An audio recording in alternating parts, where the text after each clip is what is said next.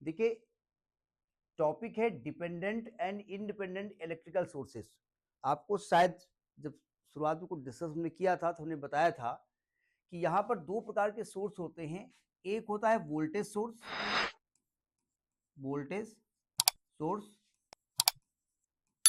और एक होता है करंट सोर्स। याद है नाम? नहीं याद है?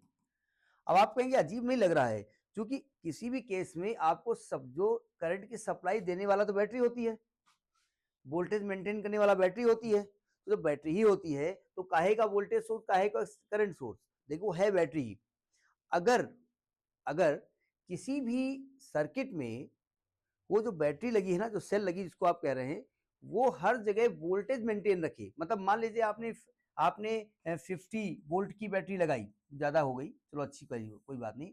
आप चाहे सर्किट को चाहे जितना रेजिस्टेंस चेंज करो आपस में, लेकिन इन भाई साहब का वोल्टेज 50 ही वोल्ट रहे, इसे हम वोल्टेज सोर्स कहते हैं। समझ में बात नहीं है? और मान लीजिए करंट सोर्स है तो वोल्टेज सोर्स को ऐसे हम लगाते हैं, ये वोल्टेज सोर्स है, ये प्लस ये माइनस, ये वोल्टेज सोर्स लगा देते हैं, ऐसे लिख देते हैं। इसका अगर वोल्टेज 12 वोल्ट है, यानी कि सर्किट में चाहे जितना रेजिस्टेंस कम ज्यादा करो, इन भाई साहब या बहन जी का जो वोल्टेज होगा वो 12 ही वोल्ट होगा। ठीक है। अब अगर कहीं करंट सप्लाई हो रही, मान लिया 5 एम्पियर की, तो हम सर्किट के रेजिस्टेंस को चाहे जैसे चेंज करें, लेकिन वो करंट जो सोर्स है ना, वो मान लिया 5 एम्पियर ही रहे, तो हम कहेंगे वो करंट सोर्स है। तो करंट सोर्स को रिप्रेजेंट करने का तरीका ये होता है, ऐसे लिख देंगे ये करंट सोर्स हो गया। ठीक है, ये करंट सोर्स है। समझ में आई बात नहीं आई? तो ये वोल्टेज सोर्स है, करंट सोर्स है। अब बात करेंगे dependent electrical sources. Electrical sources मतलब वोल्टेज सोर्स एंड और करंट सोर्स, ये दोनों सोर्स के बारे में बात करेंगे। तो एक बात करेंगे डिपेंडेंट और एक बात करेंगे इंडिपेंडेंट, इनके बारे में बात करने जा रहे हैं। ठीक है। अब देखो आता है इंडिपेंडेंट सोर्सेस क्या होते हैं। हमने क्या कहा? हमने कहा भाई वोल्टेज और करंट जो है इंडिपेंडेंट होती है अगर वो पूरे सर्किट में उसकी वैल्यू कांस्टेंट रहे, यही हमने बताया। अब इसमें आता है कि इंडिपेंडेंट वोल्टेज सोर्स क्या होता है, ये बता दिया नहीं बताया अभी हमने? इंडिपेंडेंट सोर्सेज का मतलब होता है द वोल्टेज, हमने क्या कहा कि सोर्सेज दो होते हैं, एक वोल्टेज सोर्स होता है, एक करंट सोर्स होता है।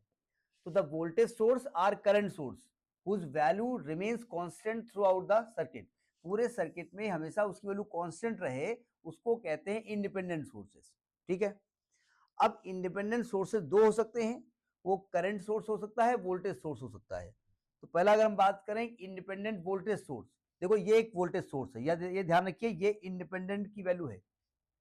अगर किसी भी सर्किट में वोल्टेज कांस्टेंट रखा जाएगा तो ऐसे इस्तेमाल करेंगे, बनाएंगे। अगर चेंज होता रहेगा तो ऐसे बनाएंगे। ठीक है। जो हम छोटे क्लासेस में बनाते थे, छोटे मतलब इंटरमीडिएट में, तो वहां पर बैटरी ऐसे बनाते थे ना, अब ये इस तरीके से, ये डिपेंडेंट होती थी।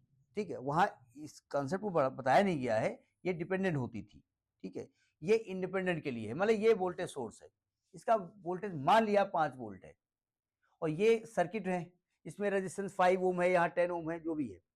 अगर हम इस 5 ओम को मान लिया 20 ओम कर दें और इसकी वैल्यू चेंज ना हो, ये 5 वोल्ट ही रहे, तो ऐसे सोर्स को हम कहेंगे इंडिपेंडेंट। ठीक है। यानी ये किसी भी एलिमेंट पर डज नॉट डिपेंड, नहीं डिपेंड करती। ऐसा नहीं कि भैया इसको 20 ओम कर दिया तो ये भाई साहब थक गए, बोले हम हो रही वोल्ट हमारी वैल्यू रहेगी, नहीं। तो इसको हम कहेंगे इंडिपेंडेंट वोल्टेज सोर्स। समझ में बात नहीं आई? है इंडिपेंडेंट करंट सोर्स, जैसे इंडिपेंडेंट वोल्टेज सोर्स है वैसे इंडिपेंडेंट करंट सोर्स है। मान लिया ये करंट सोर्स है, ठीक है, ये इस प्रकार से शो किया जाता है। ये मान लेते हैं ये 2 एम्पियर की करंट यहाँ पर फ्लो करा रहा है, मान लेते हैं। ठीक है। तो अगर ये रेजिस्टेंस 5 ओम है, ये 20 ओम है, अगर इस 5 ओम को मैं 10 ओम कर दूं, तो ये ऐसा नहीं कि 2 एम्पियर से 1.5 एम्पियर हो जाएगा, ये 2 एम्पियर ही करंट फ्लो कराए, इसको हम इंडिपेंडेंट करंट सोर्स कहेंगे। समझ में आई बात नहीं आई? बिल्कुल वही वोल्टेज वाली डेफिनेशन हो जाएगी जाकर के। ठीक है। अब देखिए अगर इंडिपेंडेंट करंट या इंडिपेंडेंट वोल्टेज सोर्स हम ले लें, जिसको कि आइडियल भी कहते हैं, आइडियल करंट आइडियल सोर्सेज कहेंगे, आइडियल क्या लिख रहा हूं, आइडियल सोर्सेज कहेंगे। तो किसी सर्किट में एक तो बनाने का तरीका समझिए, ये है आपका, ये इंडिपेंडेंट वोल्टेज सोर्स है, इसका मतलब ये वोल्टेज किसी लोड रेजिस्टेंस में जाके सप्लाई करने जा रहा है। ठीक है। ये करंट सोर्स है। अगर हम ग्राफ खींचना चाहें, मान लिया वोल्टेज वर्सेस करंट का ग्राफ खींचना चाहें, देखिए पहले वाले केस में ये वोल्टेज है इसका, ठीक है, ये वोल्टेज है इसका और ये करंट है, जिसका ग्राफ होगा ये एरो यहां ना लगाइए, ये करंट है, ठीक है। तो आप सिंपल सी बात है कि अगर 5 वोल्ट की वैल्यू है तो चाहे करंट जितनी फ्लो करे वोल्टेज हमेशा 5 वोल्ट ही रहेगा। समझ में नहीं आई? अगर इंडिपेंडेंट करंट सोर्स में आप निकालें तो आप करंट को इधर माने आई, इधर आई मान लें, इधर वोल्टेज मान लें, तो आप कहेंगे वोल्टेज चाहे तो सप्लाई करो करंट फिक्स रहेगी। तो ये वोल्टेज वर्सेस करंट के बीच में ग्राफ है, ये आइडियल वोल्टेज सोर्स के लिए है और ये करंट वर्सेस वोल्टेज के बीच का ग्राफ है, ठीक है, नोट करिए। अब नेक्स्ट आता है डिपेंडेंट सोर्स। अब नाम से लग रहा है डिपेंडेंट सोर्स क्या होगा, जो सर्किट पर डिपेंड करता है, ठीक है। तो कहते हैं सच sources whose voltage are current values depend on any element present in the circuit, ये डिपेंडेंट सोर्स होता है। डिपेंडेंट सोर्स मतलब इसकी वैल्यू चेंज हो जाएगी। 5 वोल्ट है लेकिन मान लीजिए आपने रेजिस्टेंस, ये जो जेड है ना ये रेजिस्टेंस नहीं है, ये इंपीडेंस है, और इंपीडेंस की वैल्यू, इंपीडेंस मतलब यहां रेजिस्टेंस भी हो सकता है, यहां इंडक्टर भी हो सकता है और यहां पर कैपेसिटर भी हो सकता है, ठीक है। तो तीनों में रेजिस्टेंस होता है, तो जो इस पर डिपेंड करती है इसको डिपेंडेंट सोर्स कहते हैं। समझ आई बात नहीं आई? देखिए डिपेंडेंट वोल्टेज सोर्स को शायद इसके पहले वाले क्लास में हमने आपको बताया था कि ये इस प्रकार से लिखा जाता है ना, लेकिन इस प्रकार से कहीं कहीं लिखा जाता होगा। ये डिपेंडेंट वोल्टेज सोर्स का ये इंडिकेशन होता है। डिपेंडेंट वोल्टेज सोर्स ऐसे बनता है, ठीक है, ये प्लस माइनस ऐसे बना दिया जाएगा, और डिपेंडेंट करंट सोर्स भी ऐसे ही बनता है, ठीक है, तो केवल यहाँ करंट के लिए ऐसे बनाया जाएगा, ठीक है। अब जरा ये कहना क्या चाहते हैं जरा समझिएगा। डिपेंडेंट वोल्टेज सोर्स में 4 तरीके के सोर्सेज होते हैं, ज़रा समझिए। हमने कहा ये डिपेंडेंट वोल्टेज सोर्स है ना, इसको भूल जाइए हमने क्या लिखा हुआ है। और इसमें जो वोल्टेज को सप्लाई दिया जाता है एक फिक्स सोर्स से दिया जाता है, ये इंडिपेंडेंट सोर्स से दिया जाता है। ये 5 वोल्ट का ये इंडिपेंडेंट सोर्स है। हमने बताया था इंडिपेंडेंट सोर्स कैसे बनाया जाता है, इंडिपेंडेंट वोल्टेज सोर्स ये लिखा हुआ है, ठीक है। अब ज़रा समझिएगा, अगर हमको 10 ओम का जो रेजिस्टेंस है इसके बीच वोल्टेज Vx करना है, ठीक है, तो यानी कि जब ये किससे किया जाएगा, इससे किया जाएगा, और जब इससे ये Vx करेंगे तो ये उसी हिसाब से कंट्रोल्ड होगा, ठीक है। यानी ये कंट्रोल्ड, इसका वोल्टेज किससे कंट्रोल होगा, इस वाले वोल्टेज से कंट्रोल होगा। इसका जो वोल्टेज होगा वो कंट्रोल होगा इसके बीच में जो वोल्टेज है उससे कंट्रोल होगा, ठीक है। तो इसको हम वोल्टेज कंट्रोल्ड, भाई ये वोल्टेज सोर्स है, ये वोल्टेज सोर्स है, ये कैसा सोर्स है, वोल्टेज सोर्स है ना, क्यों, और इसकी वैल्यू कंट्रोल कौन कर रहा है, इसका वोल्टेज, तो इसको वोल्टेज कंट्रोल्ड वोल्टेज सोर्स कहते हैं। वोल्टेज कंट्रोल्ड, ऊपर लिख देते, जगह नहीं है, controlled voltage source, controlled voltage source यानी VCVS। भाई देखो ये आपका वेरिएबल यानी कि डिपेंडेंट वोल्टेज सोर्स है, ठीक है, ये सर्किट बना हुआ है ना, और ये एक इंडिपेंडेंट वोल्टेज सोर्स है जो यहाँ पर एक वोल्टेज या करंट भेज रहा है, जो भी आप कहते हैं उसको, ठीक है। अब क्या हो रहा है, हमको 10 ओम का जो रेजिस्टेंस है उसके एंड्स के बीच में वोल्टेज कुछ फिक्स करना है, Vx फिक्स करना है, ठीक है, Vx करना है। तो ये जो Vx होगा ना इसके हिसाब से इसकी वैल्यू चेंज हो जाएगी, क्योंकि ये फिक्स करने का काम तो ये करेगा सोर्स, है ना। तो इसका जो वोल्टेज है ना वो इसके वोल्टेज से कंट्रोल होगा, इसके बीच जो वोल्टेज हम डेवलप करेंगे, तो इसको कहा जाता है voltage controlled voltage source, VCVS। समझ में आई बात नहीं आई? देखो ध्यान से, हम चाहते ये क्या है, इंडिपेंडेंट वोल्टेज सोर्स ये है और ये डिपेंडेंट वोल्टेज सोर्स है, ठीक है। यानी इसका वोल्टेज चेंज होगा, कैसे चेंज होगा, जब यहां पर कोई चेंज करेंगे ना उसके हिसाब से चेंज करेगा अपने आप को। जब हम यहां पर, ये डायग्राम दिख रहा है आपके कैमरे पे,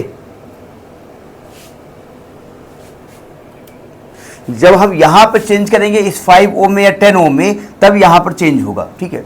तो इसके पहले हम क्या कर रहे थे, हम 10 ओम का वोल्टेज चेंज कर रहे थे, और उस वोल्टेज चेंज के हिसाब से ये वाला वोल्टेज सोर्स है ये चेंज कर रहा है अपने आप को। तो हमने कहा था वोल्टेज कंट्रोल्ड वोल्टेज सोर्स है, ठीक है।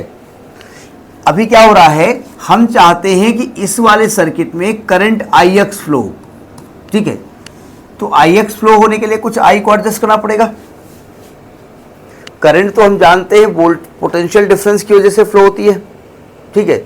इसका मतलब इसके करंट के हिसाब से, इसकी करंट के हिसाब से, इसकी ये Ix के हिसाब से ये अपने आप की वोल्टेज को चेंज करेगा।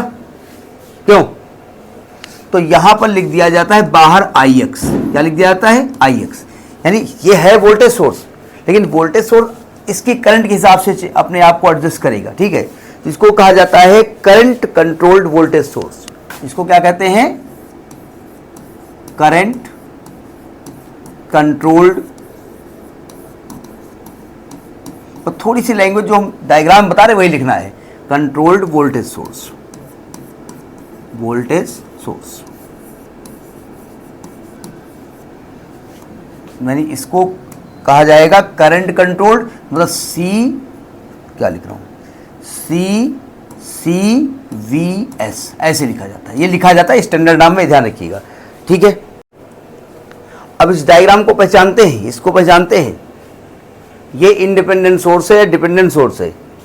ये सिंबल डिपेंडेंट सोर्स का है ना, जो डिपेंड करता है, जिसकी वैल्यू चेंज हो जाती है। और ये एरो क्या दिखाता है? आपका आवाज़ बंद है, ठीक है, आवाज़ बंद ना किया करिए।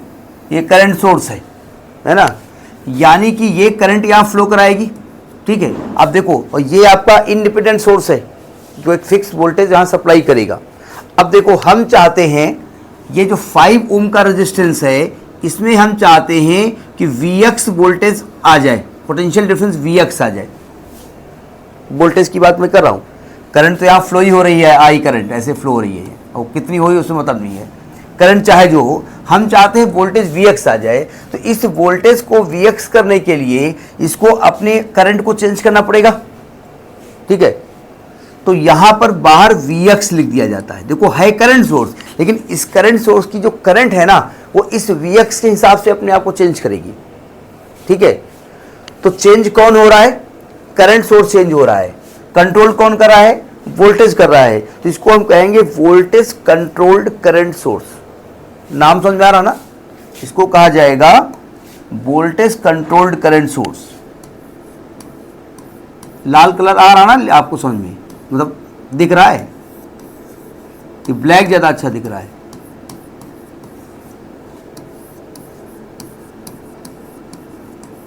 इसको कहा जाता है voltage controlled current source, English में VCCS। ये नाम शार्ट में भी इंपॉर्टेंट है, ध्यान रखिएगा, ठीक है। अब जरा देखिए, हम चाहते हैं कि इस भाई जहां से करंट फ्लो हुई, यहां 2 भागों में ब्रेक हो जाएगी। हम चाहते हैं कि इस 5 ओम में या 10 ओम, जो भी आपकी मर्जी हो, 5 ओम में हम चाहते हैं कि Ix करंट फ्लो हो। हम ये चाहते हैं, वोल्टेज क्या होगा हमसे मतलब नहीं है, करंट Ix फ्लो। तो इस करंट Ix के हिसाब से इसको अपनी करंट को चेंज करना पड़ेगा। क्यों? करंट के हिसाब से, यानी इसका जो वोल्टेज चेंज होगा, मतलब जो करंट चेंज होगा, वो कौन कंट्रोल करेगा?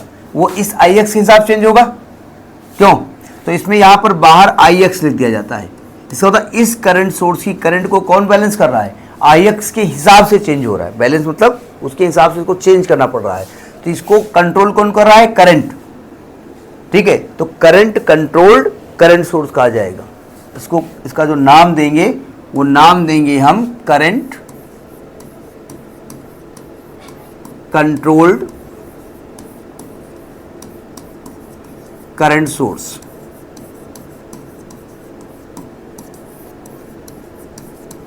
यानी CCCS। समझ में आई बात नहीं आई? तो ये डिपेंडेंट सोर्सेस क्या होते हैं? हमने शायद पीछे वाले क्लास में आपको ये कहा था कि डिपेंड को ऐसे बनाया जाता है, बना सकते हैं, लेकिन डिपेंडेंट का जो सिंबल होता है वो ये होता है, ठीक है। तो हमने कहा था अगर आप ऐसे बना देते हैं तो ये आपका वोल्टेज सोर्स हो जाता है, वोल्टेज सोर्स हो जाता है। अगर आप इसको ऐसे बना करके इसमें एक एरो बना देते हैं, ये करंट सोर्स हो जाता है, ठीक है। तो इसके चूंकि ये डिपेंड करता है, मतलब चेंज होती है इसकी वैल्यू, तो इसकी वैल्यू इसके वोल्टेज पर चेंज हो सकती है, इसकी वैल्यू इसकी करंट पे हो सकती है। तो इस प्रकार से 4 नाम दिए गए। समझ में आई बात नहीं है?